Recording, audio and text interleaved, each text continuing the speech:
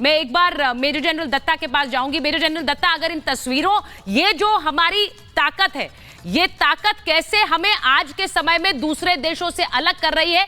भारत एक ऐसा देश जो इन हथियारों को मैन्युफैक्चर कर रहा है और आगे चलकर दूसरे देशों को भी देने की पोजीशन में, ये भारत की शक्ति है। बिल्कुल ऐसा है कि जब से हम आजाद हुए तब से हमारा जितना वेपन डिपेंडेंसी थी वो हम बाहर के मुल्कों से इंपोर्ट कर रहे थे, और ज्यादातर हमारे हथियार सोवियत यूनियन से आए थे उस समय, और उसके बाद रशिया से। तो हम अगर बोला जाए कि अगर हमारा रेशो हथियारों का रहे तो उसमें मैक्सिमम हमारे सोवियत यूनियन और रशियन ओरिजिन के हथियार थे, और बहुत कम मात्रा में यूरोपियन या अमेरिकन कोई वेपन सिस्टम रहे होंगे। तो आस्ते आस्ते चल के अभी जो हमारे डेवलपमेंट हो रही है, जियो पॉलिटिक्स हो रहा है इंटरनेशनल लेवल में, अगर आप रशिया यूक्रेन की वॉर को ही ले ले, तो ये अब आज के दिन में ये मानना है कोई भी मुल्क जो अपना आत्मनिर्भर नहीं होगा, अपनी इकोनॉमी, अपने मैन्युफैक्चरिंग, अपने वेपन सिस्टम प्रोडक्शन में, अपनी आर्म फोर्सेस की, आपकी टेक्नोलॉजी, तो आप इंटरनेशनल लेवल में मुकाबला नहीं कर पाएंगे। ये मुर्गी फार्म बना के हर महीने 2 लाख कमाते हैं। हर दिन इसमें सिर्फ 4 घंटे एक्स्ट्रा देते हैं। आपको भी ये सीखना है तो फ्रीडम ऐप को अभी डाउनलोड कीजिए।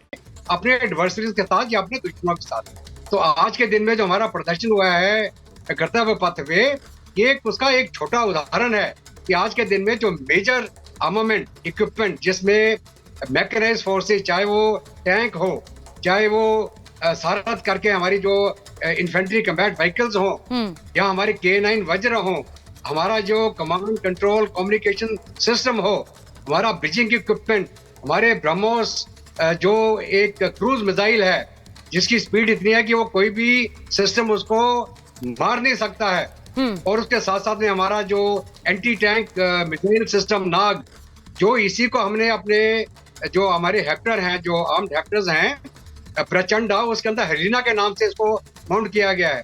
ये 5 से 7 किलोमीटर तक एक बार लॉक ऑन हो जाता है, तो ये दुश्मन के टारगेट को बर्बाद करके ही रहेगा।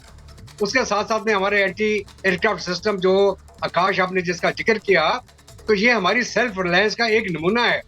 अभी क्या है कि हमको कितने प्रोड्यूस करने हैं, कितनी तादाद हमारे पास होनी चाहिए, तो अगर हमारे पास इसकी क्षमता आ गई, तो क्षमता आ जाने के बाद हम उसको स्केल अप और स्केल डाउन कर सकते हैं अपनी रिक्वायरमेंट के लिहाज से।